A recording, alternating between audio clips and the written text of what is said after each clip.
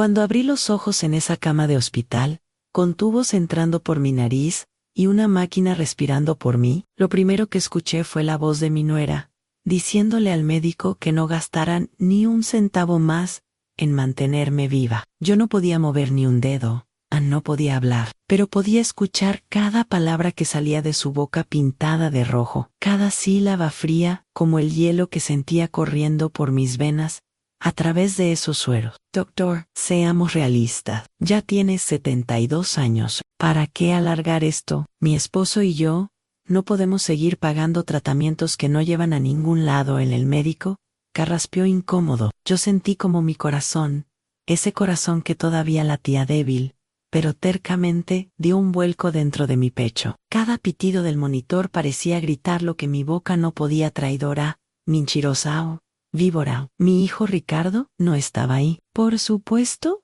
que no. Vanessa, mi nuera, siempre se las arreglaba para estar sola cuando tomaba este tipo de decisiones, cuando necesitaba mostrar su verdadero rostro. Señora, entiendo su preocupación, respondió el doctor con ese tono profesional que usan cuando no quieren meterse en problemas familiares, pero su suegra está respondiendo al tratamiento. Hay esperanza de recuperación. ¿Esperanza? Vanessa soltó una risa seca que me atravesó como un cuchillo. Doctor, con todo respeto, esa esperanza nos está costando una fortuna. Y francamente, a su edad, ¿qué calidad de vida va a tener? Yo quería gritar, quería arrancarme esos tubos y decirle en su cara todo lo que pensaba, pero mi cuerpo no respondía. Solo mis oídos funcionaban perfectamente, como si Dios quisiera que escuchara cada palabra, que supiera exactamente quién era la mujer que mi hijo había traído a nuestra familia. El olor a desinfectante del hospital se mezclaba con ese perfume caro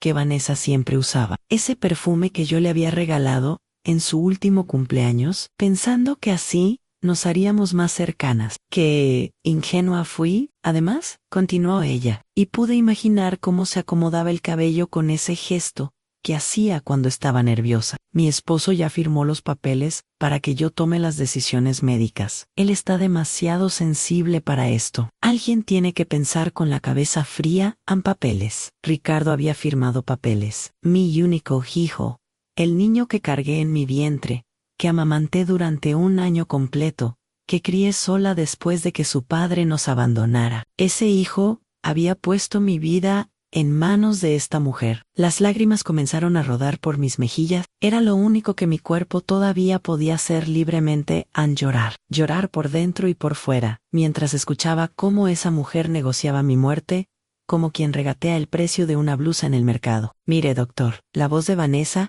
se volvió más firme, más decidida. Nosotros tenemos 2 niños pequeños. Necesitamos ese dinero para su educación, para su futuro, no para mantener artificialmente a alguien que ya vivió su vida, como si yo fuera un mueble viejo que estorbaba en la sala, como si los 72 años de trabajo, sacrificio y amor no valieran nada, como si yo no tuviera derecho a seguir respirando, a seguir viendo crecer a esos nietos que ella usaba ahora como excusa. El monitor comenzó a pitar más rápido. Mi presión estaba subiendo. El doctor lo notó. Señora Vanessa, creo que deberíamos esperar a que su esposo regrese para tomar cualquier decisión. Por el momento, vamos a continuar con el tratamiento prescrito. Escuché los tacones de Vanessa golpeando el piso con furia contenida. Se acercó a mi cama. Pude sentir su aliento mentolado cerca de mi oído cuando susurró, tan bajo que solo yo pudiera escucharla.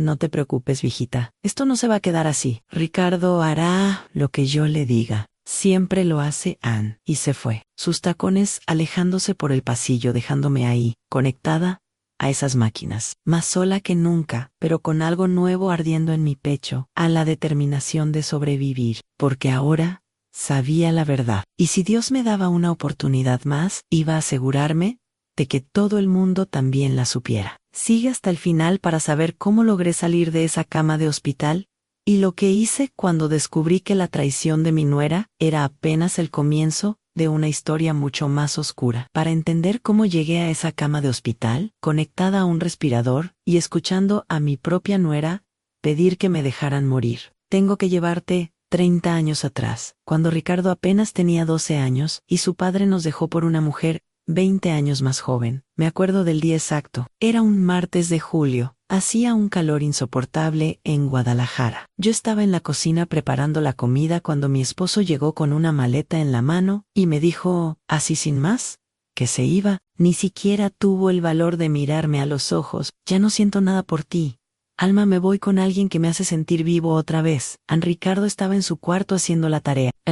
Vi cómo se asomó por la puerta de su habitación, con esos ojos grandes y asustados, viendo cómo su padre se marchaba sin siquiera despedirse de él. Esa imagen se me quedó grabada para siempre.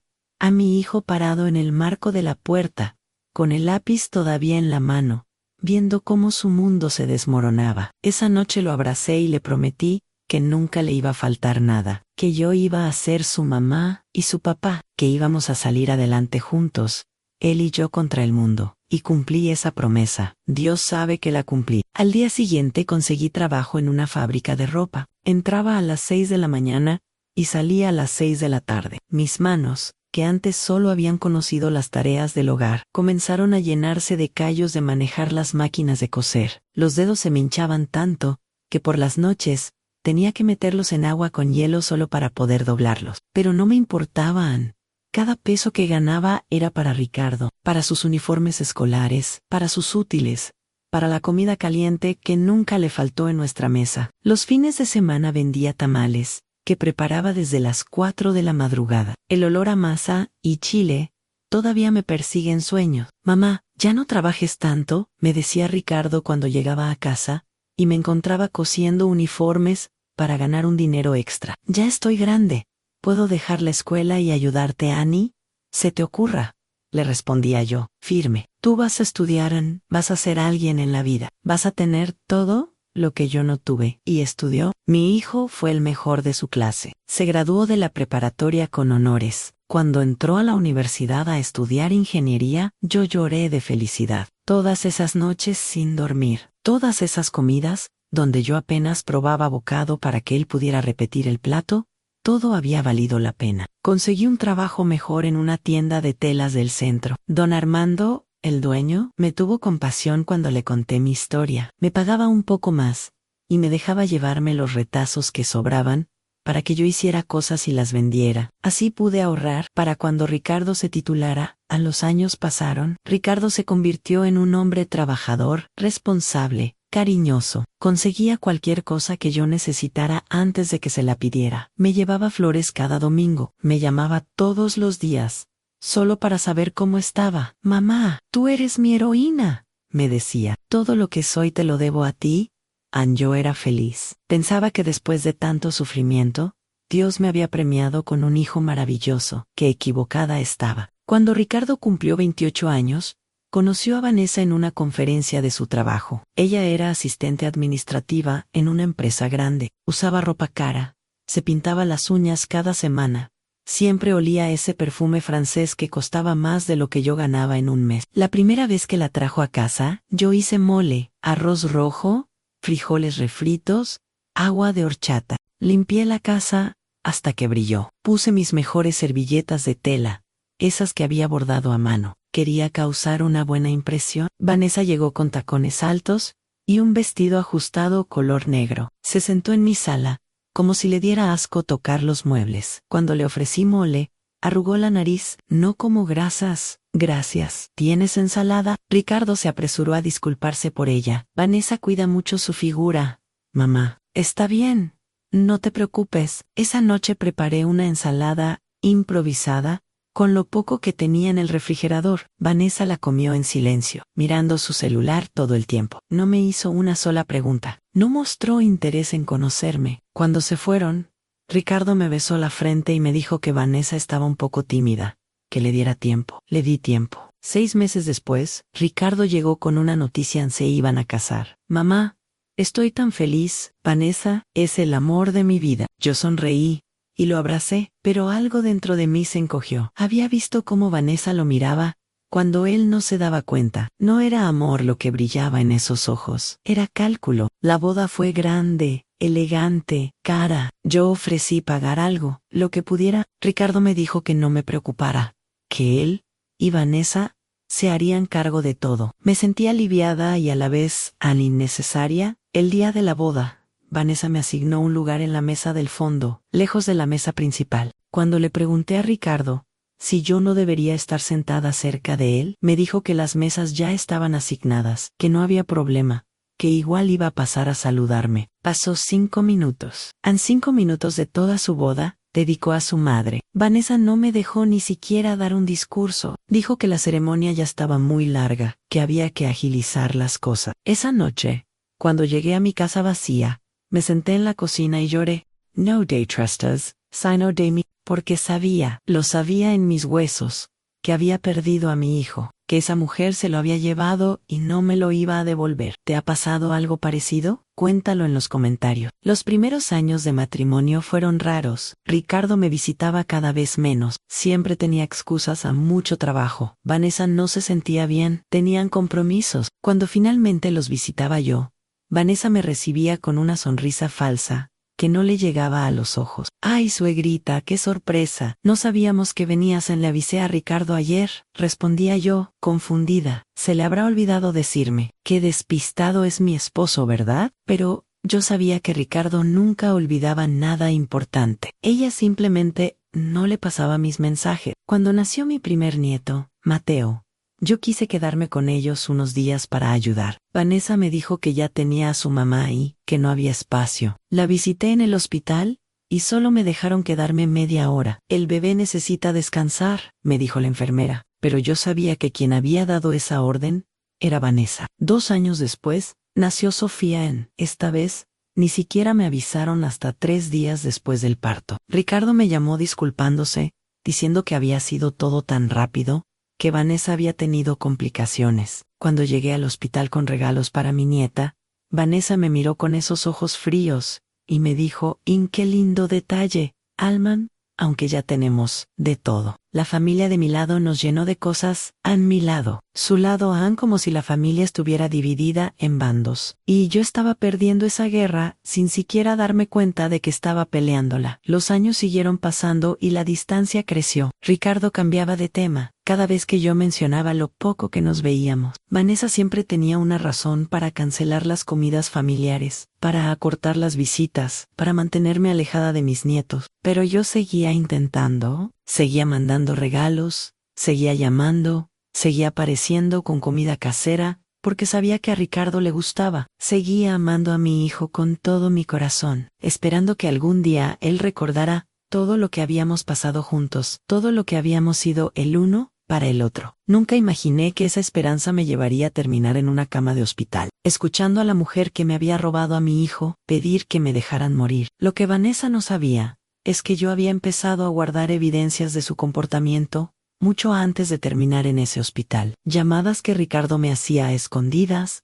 mensajes que me mandaba cuando ella no estaba, pequeñas confesiones que él hacía sin darse cuenta de lo que realmente significaban. Todo empeoró cuando cumplí 70 años. Ese día marqué un antes y un después en mi relación con mi nuera. Yo no quería una fiesta grande, solo quería una comida familiar, sencilla, con mi hijo y mis nietos. Ricardo me prometió que vendría, me dijo que llegarían a las 2 de la tarde, que Vanessa iba a hacer su famoso pastel de 3 leches. Preparé la casa desde las 6 de la mañana. Colgué banderitas de colores que había comprado en el mercado. Hice pozole rojo, el favorito de Ricardo. Puse la mesa con el mantel bordado que había sido de mi madre. Compré refrescos, dulces para los niños, hasta me arreglé el cabello en el salón de la esquina. Las 2 llegaron y pasaron. Las 3, a las 4. Llamé a Ricardo 5 veces y no contestó. Le mandé mensajes a las 6 de la tarde. Cuando el pozole ya estaba frío y las banderitas comenzaban a caerse, Ricardo finalmente me llamó mamá.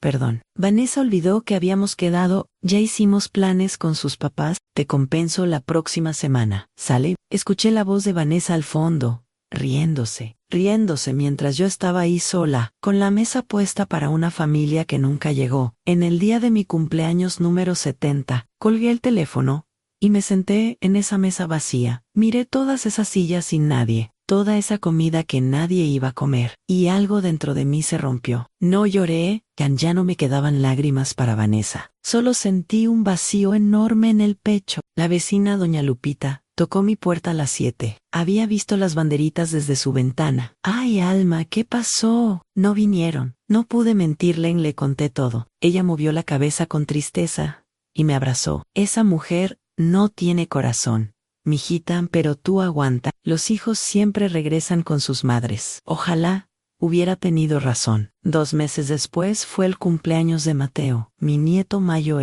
Esta vez sí me invitaron. Vanessa organizó una fiesta enorme en un salón de eventos muy elegante. Había payasos, inflables, una mesa llena de regalos caros. Yo llegué con el regalo que había estado preparando durante semanas. Una cobija tejida a mano con los colores del equipo de fútbol favorito de Mateo. Amé. Había tomado noches enteras terminarla. Cada puntada llevaba mi amor de abuela. Cuando le di el regalo a Mateo, él lo abrió emocionado. Abuela, qué padre, gracias. Vanessa se acercó, tomó la cobija y la examinó con esa mirada suya que parecía estar buscando defectos. Ay, suegra, qué un artesanal, Mateo. Dale las gracias a tu abuela y vamos a ponerlo con los demás regalos. Lo dijo con ese tono que usaba para hacer que algo bonito sonara como basura artesanal, como si mi trabajo manual valiera menos que todos esos juguetes de plástico que venían envueltos en papel brillante. Vi cómo Vanessa dejó mi cobija en una esquina,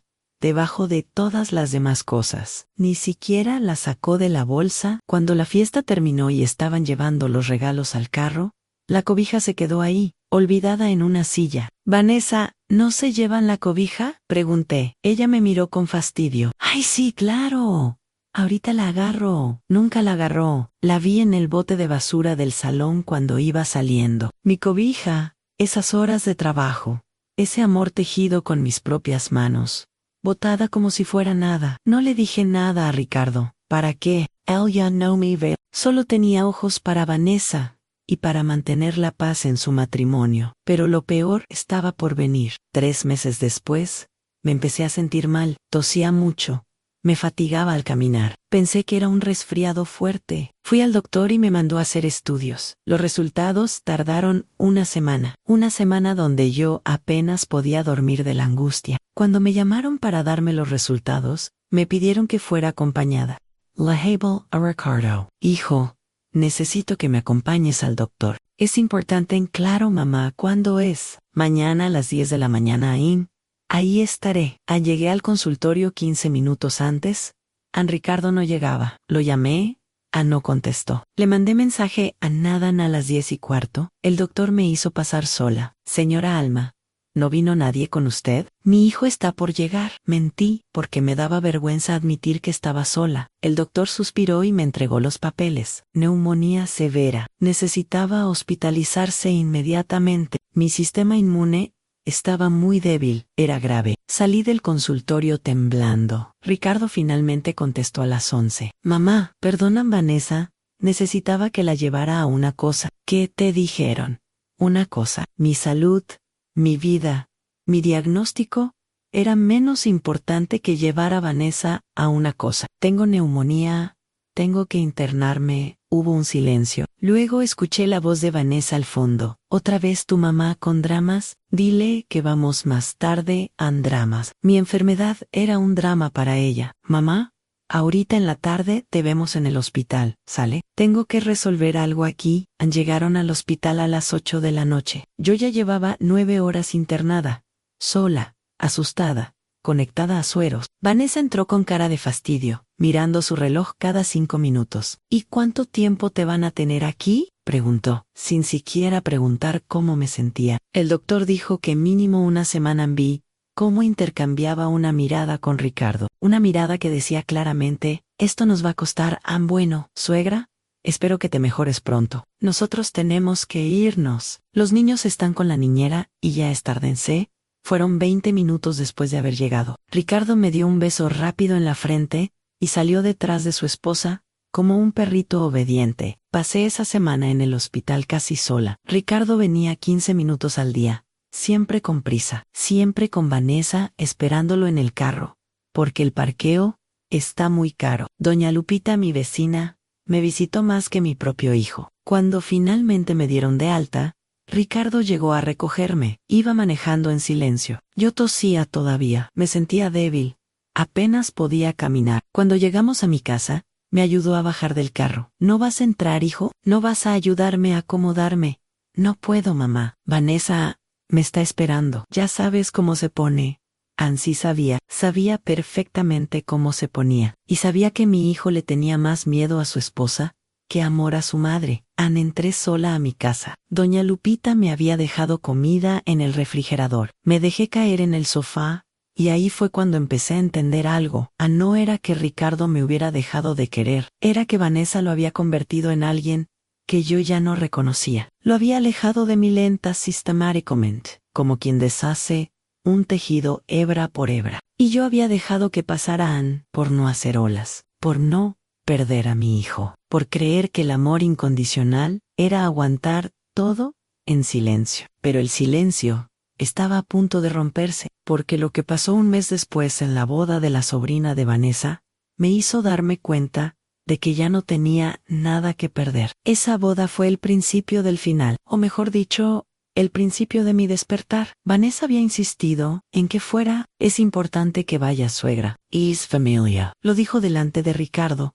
poniéndose la máscara de nuera atenta. Pero yo ya conocía ese juego. La boda fue en un jardín muy elegante en las afueras de la ciudad. Yo llegué con un vestido modesto pero decente, que había comprado especialmente para la ocasión. Me senté donde me indicaron, en una mesa al fondo, cerca de los baños, con gente que yo no conocía. Vi cómo Vanessa saludaba a todos con besos y abrazos, cómo presentaba a Ricardo como mi maravilloso esposo, el ingeniero, cómo paseaba a mis nietos presumiéndolos con todo el mundo. Pasó por mi mesa 3 veces y ni siquiera volteó a verme. A mitad de la cena, Vanessa tomó el micrófono para dar un discurso. Habló de la familia, del amor, de lo importante que es tener gente que te apoye en los momentos difíciles. Agradeció a sus papás, a sus hermanos, a sus primos. No me mencionó ni una sola vez. Luego le pasó el micrófono a Ricardo. Mi hijo, nervioso como siempre que hablaba en público, comenzó a hablar de su familia, de sus hijos, de su esposa, de los papás de Vanessa, que lo habían acogido como un hijo más. Yo esperé a que dijera algo, lo que fuera, sobre mí, sobre la mujer que lo había criado sola, que había trabajado 2 empleos para que él estudiara, que había sacrificado todo por él, nada, ni una palabra, ni una mención. Era como si yo no existiera, como si todos esos años juntos se los hubiera tragado la tierra. Cuando terminó su discurso y le devolvió el micrófono al DJ, me levanté, mis piernas temblaban, pero caminé hasta su mesa. Ricardo, ¿puedo hablar contigo un momento? Vanessa me interceptó antes de que él pudiera responder. Ay, suegra, ahorita están a punto de cortar el pastel. ¿Puede esperar? No, dije, y mi voz salió más fuerte de lo que esperaba. No puede esperar. Ricardo me miró incómodo. Se levantó y me llevó a un lado del jardín, lejos de la gente. ¿Qué pasa, mamá? ¿Estás bien? Que si estoy bien, repetí, y sentí como algo se rompía dentro de mí. Ricardo, ni siquiera me mencionaste en tu discurso. Fue como si yo no existiera, Ann. Él se pasó la mano por el cabello, nervioso. Mamá, no te pongas así. Es la boda de la sobrina de Vanessa. No tenía que hablar de ti. No tenías que hablar de tu madre, de la mujer que te dio la vida, de la que trabajó como burro para que tú llegaras a donde estás. Mamá, por favor, no hagas una escena. Una escena. Ese era mi crimen, en sentir, en reclamar, en existir. ¿Sabes qué, Ricardo? Yo no voy a hacer ninguna escena. Me voy a... No, mamá. Esperan, pero ya iba caminando hacia la salida. Escuché a Vanessa preguntarle qué pasaba. Escuché su respuesta. Ya sabes cómo es. Siempre haciendo dramas. Tomé un taxi de regreso a casa. El chofer me preguntó si estaba bien, porque no paraba de temblar. Le dije que sí, que solo estaba cansada. Pero no era cansancio, era furia, era dolor, era el peso de 30 años, de ser invisible para la única persona que debería haberme visto. Esa noche, sentada en mi cocina, tomé una decisión. Iba a empezar a documentar todo, cada desplante, cada humillación, cada prueba de que Vanessa me estaba alejando de mi hijo. No sabía para qué me iba a servir. Solo sabía que necesitaba tener evidencias de lo que estaba pasando, por si algún día, de alguna forma, pudiera recuperar a mi hijo. Empecé a guardar los mensajes que Ricardo me mandaba cancelando visitas, las llamadas donde se escuchaba la voz de Vanessa al fondo, dictándole qué decir, las fotos de eventos familiares a los que no me invitaban, pero que veía en las redes sociales de Vanessa. 3 semanas después de esa boda, mi salud empeoró otra vez. La neumonía regresó, más fuerte. Esta vez no pude ni siquiera llamar a nadie. Doña Lupita me encontró tirada en el piso de mi sala, sin poder respirar,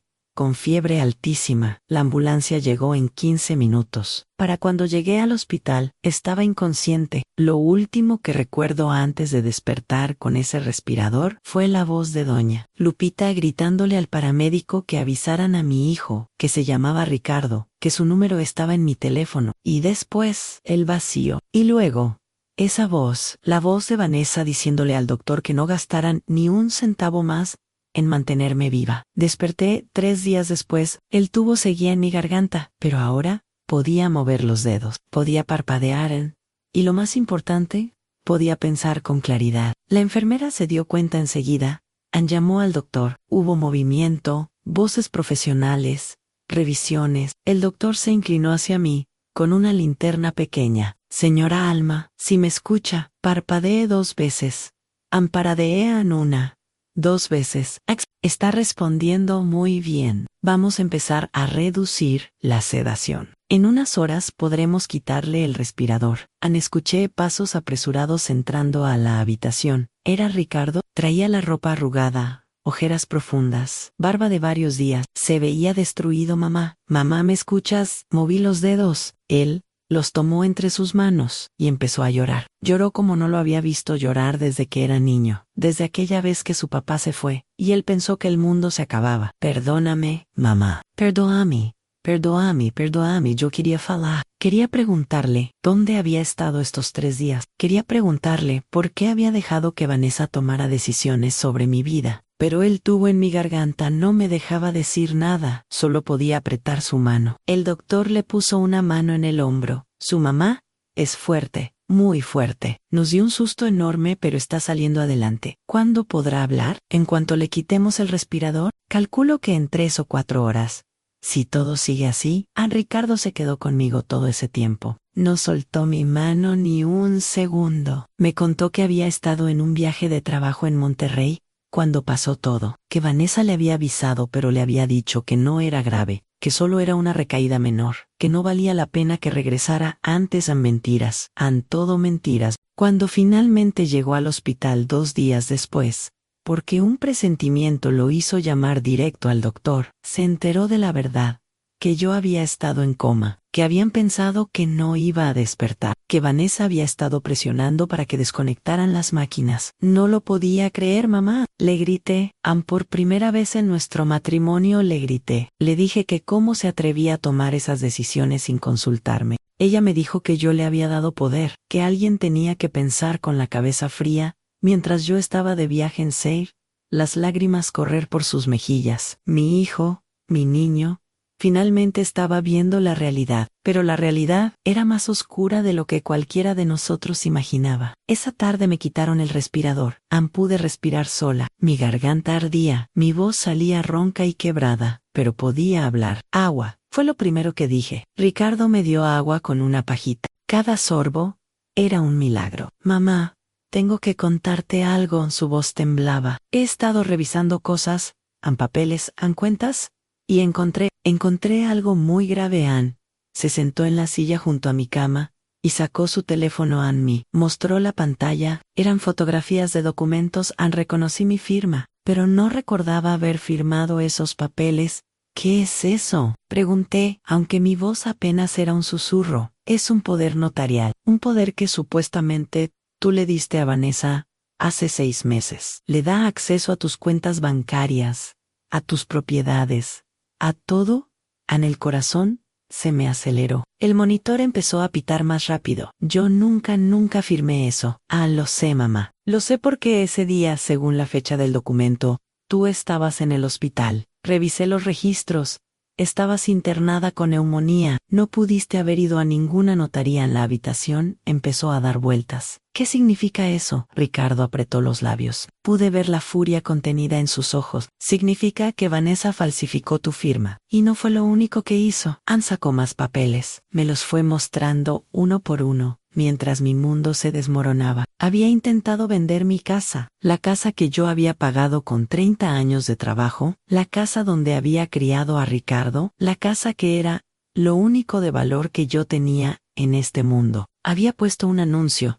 Había contactado a un agente inmobiliario, todo a mis espaldas. Había vaciado mi cuenta de ahorros, 58,000 pesos que yo había juntado durante años. Centavo por centavo de eso por ese dos transferidos a una cuenta que Ricardo no reconocía. Había intentado cambiar el testamento que yo había hecho años atrás, donde dejaba todo a Ricardo y a mis nietos. Quería que todo quedara a nombre de ella directamente. ¿Por qué? Fue todo lo que pude decir. ¿Por qué haría eso? Ricardo se limpió los ojos con el dorso de la mano. Porque está endeudada, mamá. Muy endeudada. Tiene tarjetas de crédito que yo no conocía. Ha estado gastando en cosas que yo creía que pagábamos entre los dos, pero que en realidad ella pagaba sola. Ropa, carteras, viajes con sus amigas que me decía que eran gratis por puntos. Todo mentiras. ¿Cuánto debe? Más de 300,000 pesos. Me quedé sin aire. 300,000 pesos. Una fortuna. Y había intentado robarme todo lo que yo tenía para pagar sus deudas. Hay más. Mamá. Ricardo tragó saliva. Vi cómo le costaba continuar. Encontré mensajes en su teléfono, mensajes con su mamá. Me mostró las capturas de pantalla. Cada palabra era un puñal. Ya casi lo logro. En cuanto la vieja muera, podremos vender la casa y salir de las deudas. Hikagdu, sospecho, Augu, Nadan, es tan ingenuo. Siempre fue demasiado apegado a su mamá, pero ya lo tengo controlado. ¿Y si no se muere pronto? Por eso necesito que el doctor entienda que es mejor desconectar las máquinas. Es lo más humano. La pobre ya sufrió suficiente. Había más mensajes planes, cálculos, discusiones sobre cómo repartir el dinero de la venta de mi casa, quejas de que yo seguía viva, de que era más terca que una cucaracha. La odio. Leí en un mensaje. Odio como Ricardo la mira. Odio que siempre esté llamando odio que exista. Mi vida sería perfecta si esa mujer desapareciera. A las lágrimas corrían por mi cara. No eran lágrimas de tristeza, eran de rabia, de indignación, de una furia que llevaba años acumulándose y que ahora explotaba como un volcán. ¿Dónde está ella? Pregunté. Mi voz sonó más fuerte, más firme. En la casa. Le dije que tenía que quedarse con los niños. No sabe que yo encontré todo esto. Todavía cree que tiene el control. En ese momento entró una trabajadora social al cuarto. Era una mujer de unos 40 años, con cara amable pero seria. Señora Alma, lamento interrumpir. Necesito hablar con usted sobre algo importante. A solas, si es posible. Ricardo me miró. Yo asentí. Él salió de la habitación, no sin antes besar mi frente. La trabajadora social cerró la puerta y se sentó junto a mi cama. Señora, el personal de enfermería reportó algo preocupante. Su nuera estuvo presionando repetidamente para que desconectáramos su soporte vital, no solo al doctor, también a las enfermeras, a la administración del hospital. Llegó incluso a ofrecer dinero para que aceleráramos el proceso. El estómago se me revolvió. Si él le ofreció 5,000 pesos a una enfermera para que ajustara su medication, la enfermera lo reportó de inmediato. Tenemos todo documentado. Es un delito grave. Señora Alman, su nuera, intentó sobornar personal médico para acelerar su muerte. El mundo se detuvo. No era solo codicia, no era solo querer mi dinero. Vanessa había intentado matarme activamente, deliberadamente. ¿Qué puedo hacer? Puede presentar cargos criminales. Tenemos las pruebas, el testimonio del personal, las grabaciones de las cámaras de seguridad, donde se ve el momento del intento de soborno. Su hijo ya fue informado. Él está dispuesto a testificar. En la puerta se abrió de golpe. Era Vanessa. Traía el maquillaje perfecto, el cabello recién peinado, ropa cara. Se detuvo en seco cuando me vio despierta, sentada, hablando. Su voz salió como un siseo. Se suponía que debería estar muerta. Terminé por ella. Mi voz era puro hielo. Lamento decepcionarchi. Ricardo entró detrás de ella. Su cara era una máscara de furia controlada. Vanessa, sal de aquí, Ana, ahora no me voy a ningún lado. Soy tu esposa. Tengo derecho a estar aquí en... Intentaste matar a mi madre. Ricardo pronunció cada palabra despacio, como si no pudiera creer que estaban saliendo de su boca. Intentaste sobornar a una enfermera. Falsificaste documentos. Robaste dinero. ¿Quién eres tú? Vanessa se dio cuenta entonces de que había perdido. Vi el pánico en sus ojos en el cálculo, buscando una salida, una excusa, algo que pudiera salvarla. Tú no entiendes. Estábamos en problemas. Necesitábamos ese dinero. Todo lo que hice fue por nuestra familia, por nuestros hijos. No uses a mis hijos como excusa. La voz de Ricardo retumbó en la habitación. No te atrevas. Lo hiciste por ti, por tus deudas, por tus gastos, por tu ambición, Vanessa. Me miró entonces, y en esa mirada vi todo, el odio que había estado ocultando durante años, el resentimiento, la envidia de que Ricardo me quisiera, el desprecio que siempre había sentido por mí. Todo esto es tu culpa, me escupió. Si tú no existieras, Ricardo sería completamente mío. Pero no, siempre estás ahí, siempre necesitando algo, siempre recordándole que tú fuiste la primera. Pues adivina qué, viejita, yo soy su presente. Yo soy la madre de sus hijos. Tú solo eres un estorbo del pasado. A la trabajadora social se levantó. Voy a llamar a seguridad. No hace falta, dijo Ricardo. Tomó a Vanessa del brazo. Ella ya se ve, y no va a volver. Vanessa intentó soltarse. No puedes echarme. Soy tu esposa por ahora. Mañana a primera hora voy con un abogado. Espero que el divorcio sea lo único que enfrentes, porque si mi madre decide presentar cargos criminales, y espero que lo haga, vas a terminar en la cárcel. La cara de Vanessa se descompuso. Las lágrimas comenzaron a correr, pero eran lágrimas de rabia, no de arrepentimiento. Esto no va a quedar así. Voy a pelear por mis hijos. Voy a quedarte sin nada. ¿Vas a arrepentirte de esto? Lo único de lo que me arrepiento, dijo Ricardo, y su voz se quebró, es de no haber escuchado a mi madre desde el principio. Es de haberte permitido alejarme de la única persona que siempre me ha amado. Sin condiciones. 2 guardias de seguridad llegaron. Escoltaron a Vanessa fuera de la habitación. Sus gritos se escucharon por todo el pasillo. Esto es culpa tuya, vieja maldita. Ojalá te hubieras muerto. Ojalá. Ricardo se dejó caer en la silla y se cubrió la cara con las manos. Todo su cuerpo temblaba. Yo extendí mi mano y toqué su hombro. Él levantó la vista. Sus ojos estaban rojos, destruidos. Lo siento, mamá, lo siento tanto. Dejé que te hiciera esto. Dejé que te apartara de mí, Ann. Fui tan ciego, Ashe. Lo callé. Ya pasó, Ann. Ya todo pasó, Ann. Pero no había pasado. Apenas estaba comenzando, porque ahora yo tenía las pruebas. Tenía a mi hijo de vuelta, y tenía la determinación de asegurarme de que Vanessa pagara por cada lágrima que me había hecho derramar, por cada humillación, por cada intento de borrarme de la vida de mi hijo. Si esta historia te remueve, dale like y compártela con alguien que necesita escucharla. A veces, la justicia tarda, pero siempre llega. La trabajadora social me entregó unos papeles antes de irse. Estos son los formularios para presentar la denuncia. Tómese su tiempo. Cuando esté lista, nosotros testificaremos. Todo el personal del hospital está dispuesto a apoyarla esa noche, acostada en esa cama de hospital, pero ya, sin el respirador, sin los tubos, respirando por mi cuenta, tomé una decisión. Iba a presentar esos cargos, iba a recuperar mi casa, iba a recuperar mi dinero, y sobre todo, iba a recuperar mi dignidad. Vanessa había jugado con fuego,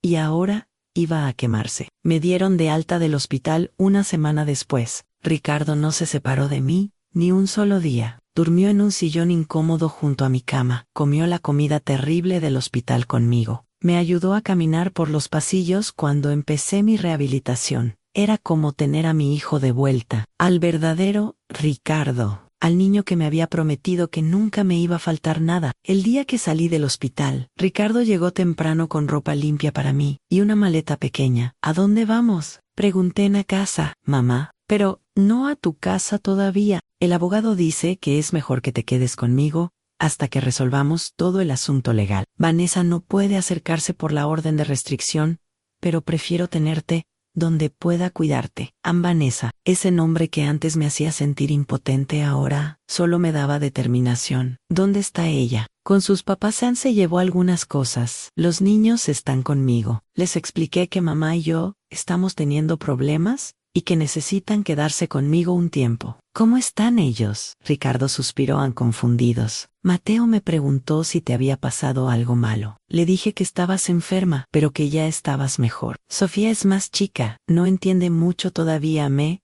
dolió el corazón. Mis nietos, en medio de este desastre, pero era necesario. Los niños no podían crecer viendo a su madre hacer lo que había hecho y creer que estaba bien. Llegamos a la casa de Ricardo. Era una casa bonita en una colonia tranquila. Yo había estado ahí pocas veces. Vanessa siempre encontraba excusas para que mis visitas fueran cortas. Mateo salió corriendo cuando me vio. Tenía 8 años y era idéntico a Ricardo cuando era niño.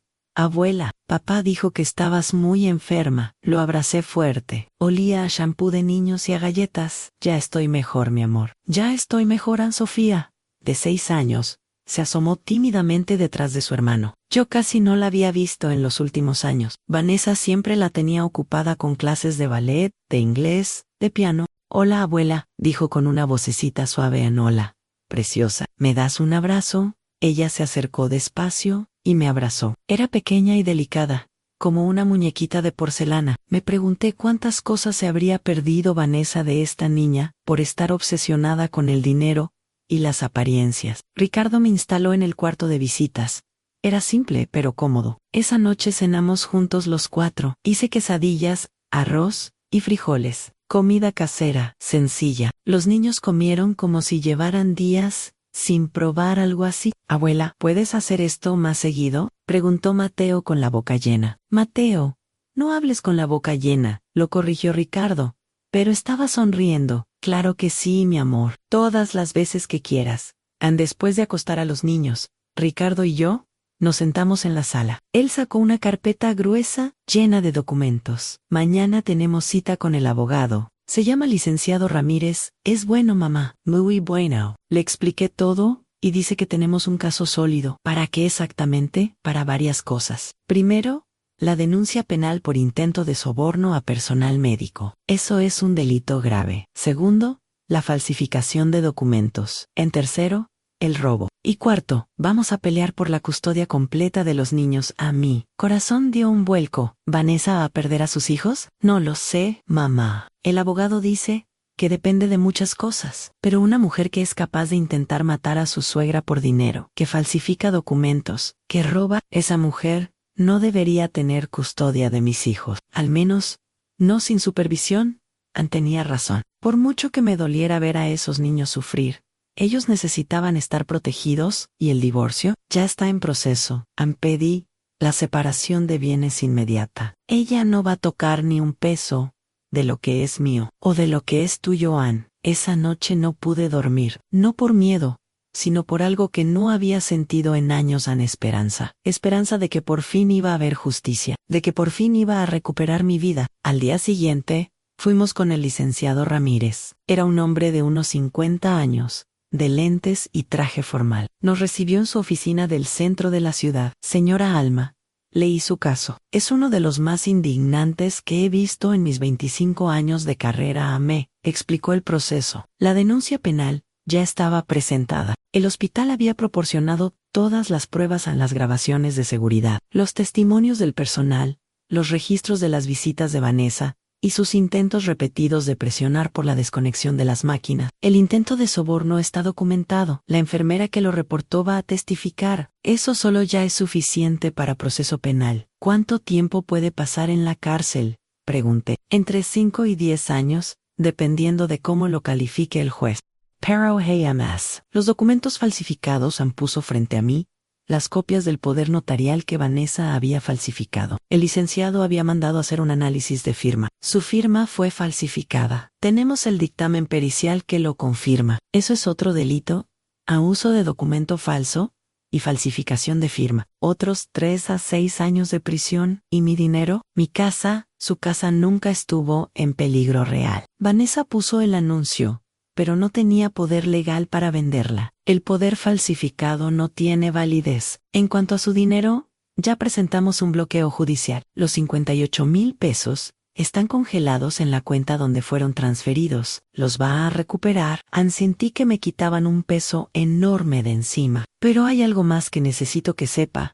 Señora Allman, el licenciado se puso serio. Vanessa contrató a un abogado también, y está diciendo que todo esto es una venganza de usted porque nunca la aceptó en la familia, que está manipulando a Ricardo en contra de ella. Sentí la rabia subir. ¿Manipulando? Después de todo lo que hizo, lo sé, pero así funciona la defensa. Van a intentar hacerla quedar como la villana, como la suegra amargada que quiere destruir el matrimonio de su hijo. Tenemos pruebas, dijo Ricardo, apretando los puños. Tenemos los mensajes, las grabaciones, los testimonios, y esas pruebas van a ganar el caso, pero tiene que estar preparada. Señora Alma, al proceso va a ser largo, va a ser doloroso. Vanessa va a decir cosas horribles de usted. Sus abogados van a intentar desacreditarla. Tiene que estar fuerte. Estoy fuerte, licenciado. Más fuerte de lo que esa mujer se imagina, y lo estaba, porque había sobrevivido a una neumonía severa. Había sobrevivido a estar conectada a un respirador. Había sobrevivido a escuchar a mi propia nuera pedir mi muerte. Si había sobrevivido a todo eso, podía sobrevivir a un juicio. Las semanas siguientes fueron un torbellino. Declaraciones, más documentos, entrevistas con fiscales. Ricardo tuvo que declarar también. Le dolió mucho testificar en contra de la madre de sus hijos, pero sabía que era lo correcto. Vanessa intentó contactarlo varias veces. Le mandaba mensajes largos, llorosos, pidiéndole perdón, diciendo que había sido un error, que estaba desesperada, que lo amaba. Ricardo me mostró los mensajes antes de responderle. ¿Qué crees que deba hacer, mamá? Creo que debes hacer lo que te dicte tu conciencia. Pero recuerda lo que te dijo el abogado.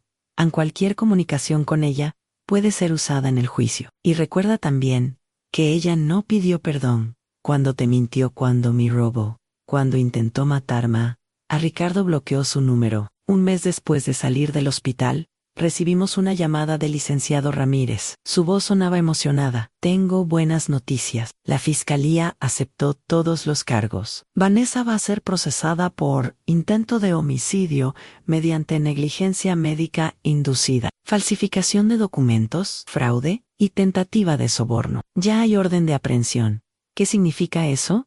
Pregunté, aunque creo que ya sabía la respuesta. Significa que Vanessa va a ser arrestada. Probablemente hoy mismo. Me senté en el sofá. Ricardo me tomó la mano. 3 horas después, el licenciado nos llamó otra vez. Vanessa había sido arrestada en casa de sus papás. Había gritado, había llorado, había dicho que era una injusticia, pero los policías se la habían llevado esposada. Esa noche, acostada en la cama del cuarto de visitas de la casa de mi hijo, pensé en todo el camino que había recorrido, desde aquella joven madre soltera, trabajando en una fábrica, hasta esta mujer de 72 años, que había estado al borde de la muerte, y había vuelto. Pensé en Vanessa, en una celda, enfrentando las consecuencias de sus acciones. No sentí alegría, no sentí venganza, solo sentí en paz, la paz de saber que la justicia existía, que el mal no siempre ganaba, que defender lo correcto valía la pena, aunque doliera. A la mañana siguiente, Mateo entró corriendo a mi cuarto. ¡Abuela! ¡Abuela! Papá dice que te vas a quedar con nosotros mucho tiempo. ¿Te gustaría eso?, le pregunté, revolviéndole el cabello. Sí, nadie hace quesadillas como tú, Ann, y me gusta cuando me cuentas historias de cuando papá era chico. Sofía apareció en la puerta, más tímida. Abuela, ¿es cierto que mi mamá hizo cosas malas?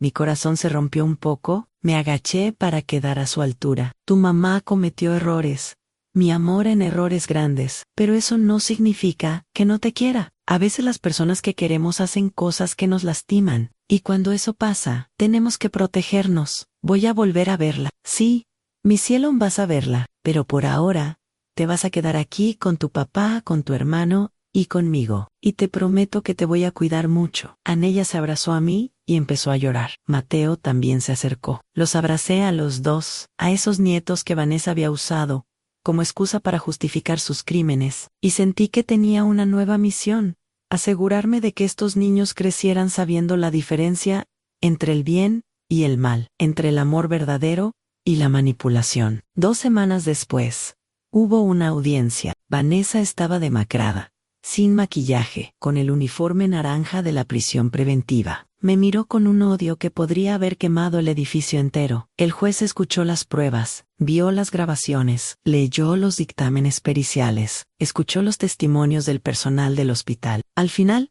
dictó sentencia preventiva a Vanessa, quedaría en prisión hasta el juicio final. No había derecho a fianza, por la gravedad de los delitos. Sus papás gritaron que era una injusticia, que su hija era inocente, que todo era una conspiración. Pero el juez fue claro, las pruebas eran contundentes. Cuando salimos del juzgado, Ricardo me abrazó en se acabó, mamá. Ya se acabó.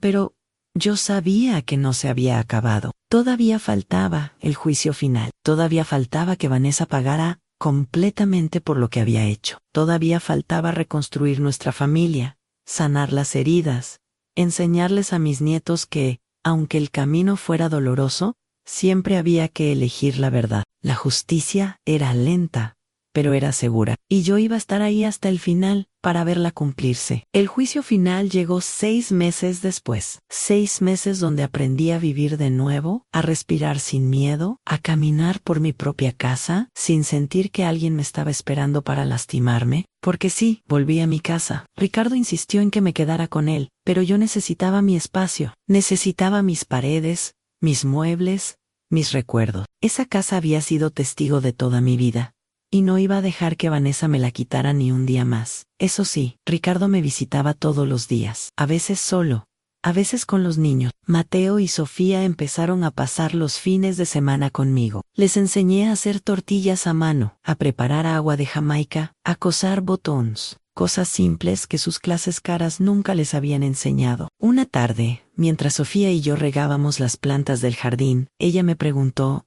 «Anabuela, ¿mi mamá es mala?». Me arrodillé frente a ella, sin importarme que mis rodillas ya no fueran las mismas de antes. «Tu mamá tomó decisiones muy malas, mi amor. Pero las personas no son solo sus peores decisiones. Tu mamá también tiene cosas buenas.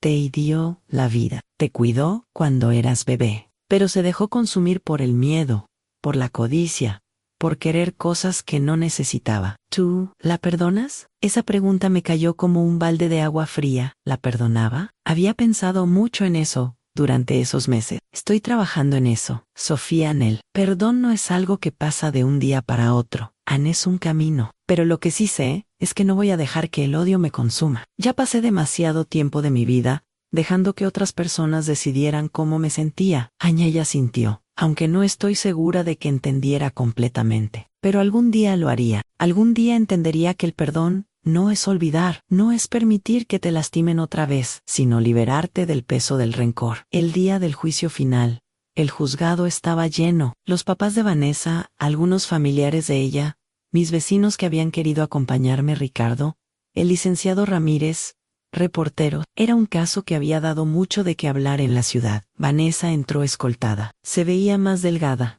más vieja. 6 meses en prisión preventiva habían borrado todo ese brillo artificial que siempre había tenido. Nos miramos por un segundo. En sus ojos ya no había odio, solo había derrota. El juez revisó todas las pruebas una última vez. Los mensajes donde planeaba mi muerte, las grabaciones del hospital, los documentos falsificados, los testimonios de las enfermeras, del doctor, del notario que confirmó que yo nunca había estado en su despacho. En el caso del Estado contra Vanessa Martínez Flores, comenzó el juez, y todo el salón se quedó en silencio. Por los delitos de tentativa de homicidio, mediante negligencia médica inducida, falsificación de documentos, fraude patrimonial y tentativa de soborno a funcionario público. Este juzgado encuentra a la acusada culpable de todos los cargos. A los papás de Vanessa soltaron un grito ahogado. Vanessa se llevó las manos a la cara. Se le condena a 8 años de prisión, más la reparación del daño completa a la víctima, señora Alma Reyes Mendoza, por la cantidad de 58,000 pesos, más daños y perjuicios, que se calcularán posteriormente. Además, queda suspendida la patria potestad sobre sus menores hijos, hasta que cumpla su sentencia y demuestre rehabilitación completa a 8 años. Vanessa iba a pasar 8 años en la cárcel. Sus hijos iban a crecer sin ella. Todo por la codicia, por el odio, por no poder aceptar que el amor de un hijo hacia su madre no es algo que se pueda borrar o reemplazar. Cuando salimos del juzgado, los reporteros nos esperaban. El licenciado Ramírez habló por nosotros, explicó el caso, la sentencia, la justicia que se había hecho. Señora Alma, ¿cómo se siente?, me preguntó una reportera, estirando el micrófono hacia mí. Respiré profundo, miré a las cámaras y hablé con la verdad. Me siento en paz, no feliz, porque esto es una tragedia para todos, para mí, para mi hijo, para mis nietos, incluso para Vanessa. Pero me siento en paz, porque la justicia se hizo, porque hoy se demostró que nadie está por encima de la ley, que no puedes lastimar a las personas sin consecuencias, y que el amor verdadero, el amor de madre, siempre sobrevive. En esa noche, de vuelta en mi casa, me preparé un té de manzanilla, y me senté en mi silla favorita de la sala, la misma silla donde había llorado tantas veces, donde había pasado tantas noches sola preguntándome qué había hecho mal, por qué mi hijo me había abandonado. Ricardo llegó cuando el té todavía estaba caliente. Traía una bolsa con pan dulce de la panadería de la esquina. ¿Cómo te sientes, mamá? Cansada. Pero bien. Ann se sentó a mi lado. Comimos pan dulce en silencio durante un rato, como cuando él era niño y volvía de la escuela. Quiero que sepas algo, mamá, dijo finalmente. Voy a pasar el resto de mi vida compensándote por estos años, por haberte abandonado, por no haberte defendido, por ser tan ciego. Ricardo, puse mi mano sobre la suya. Tú no tienes que compensar nada. Estuviste bajo la influencia de una persona manipuladora. No fue tu culpa, Ann, sí lo fue. Ann, yo era adulto. Yo tomé las decisiones. Elegí creerle a ella en vez de creer en ti. Elegí su comodidad sobre tu dignidad, y ahora estás eligiendo diferente. Eso es lo que importa. No podemos cambiar el pasado, hijo. Solo podemos construir un futuro mejor. Él se limpió los ojos. Mi hijo, mi niño grande, llorando como cuando tenía 12 años, y su papá nos abandonó. Te prometo que nunca más voy a dejarte sola, mamá. Nunca más. A los meses siguientes fueron de sanación. Lenta, dolorosa a veces, pero real. Ricardo empezó terapia. Los niños también necesitaban procesar todo lo que había pasado, entender que su mamá había hecho cosas malas, pero que eso no los hacía malos a ellos. Yo empecé a hacer cosas que había dejado de hacer. Me inscribí en un grupo de baile folclórico para adultos mayores en el centro comunitario. Retomé mis clases de costura. Incluso me animé a tomar un curso de computación, porque Mateo me dijo que quería que tuviéramos videollamadas cuando no pudiéramos vernos. Doña Lupita, mi vecina, se convirtió en mi mejor amiga. Salíamos a caminar todas las mañanas. Íbamos al mercado juntas. Nos contábamos nuestras vidas, nuestros dolores, nuestras alegrías. Mira nomás, me dijo un día mientras tomábamos café en mi cocina, pasaste por el infierno y saliste más fuerte. Eso no cualquiera lo hace.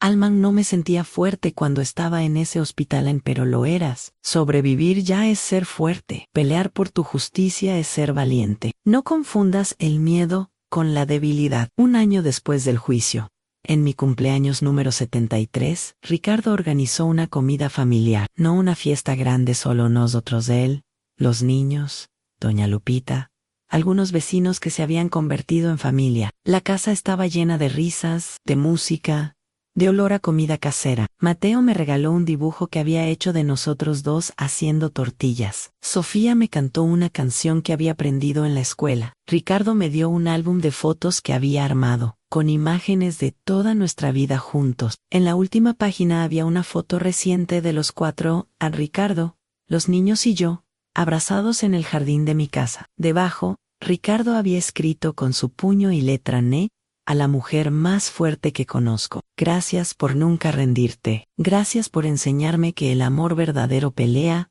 resiste y perdona. Te amo. Mamá, siempre lloré.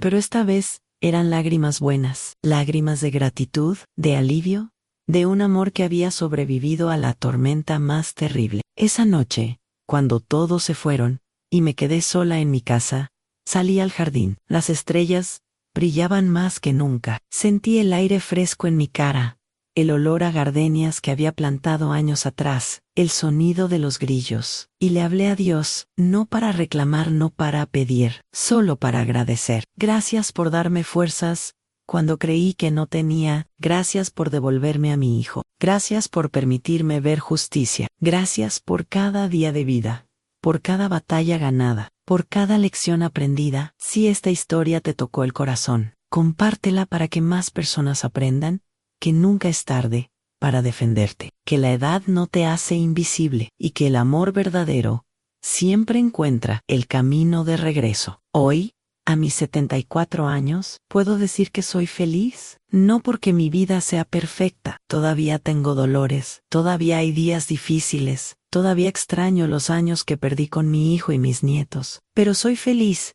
porque aprendí algo fundamental: tu valor no lo determina cómo te tratan los demás, sino cómo te tratas tú misma. Aprendí que poner límites no es ser mala, es ser sabia, que exigir respeto no es ser exigente, es tener dignidad, que alejarte de quien te daña no es rendirte, es salvarte. Y aprendí que nunca, nunca es demasiado tarde para recuperar tu vida. A todas las mujeres que están pasando por algo similar, que tienen nueras o familiares que las tratan mal, que sienten que están perdiendo a sus hijos, que creen que ya no valen nada, no se rindan. Ustedes importan, su vida importa, su felicidad importa. No permitan que nadie, absolutamente nadie, les quite su dignidad. Y si ya se la quitaron, sepan que pueden recuperarla. Yo lo hice, Annie.